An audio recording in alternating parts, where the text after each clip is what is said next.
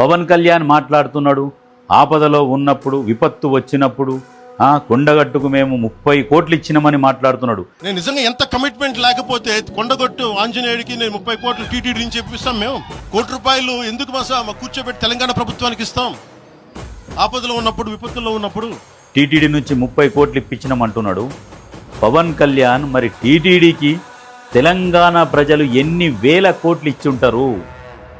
నువ్వు 30 కోట్ల ముచ్చట చెప్తున్నావు. తెలంగాణ ప్రజలు ఎన్ని వేల మంది నిలువు దోపిడీ ఇచ్చి ఉంటారు?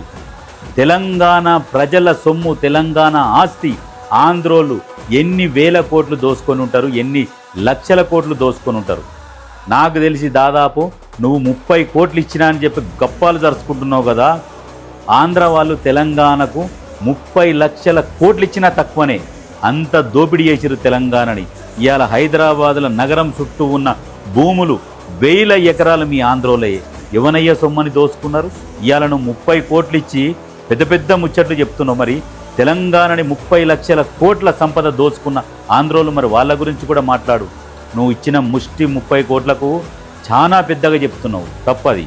నువ్వు ఏదైనా ఇస్తే ఇచ్చినా ఇంకోసారి నిన్నోడన్నా రూపాయి అడుగుదామంటే కూడా అరే నీ అమ్మ ఇచ్చి కూడా మళ్ళీ 100 మందికి చెప్తారా నాయన, వద్దురా నాయన అనే కాడికి తీసుకొస్తున్నావు నువ్వు.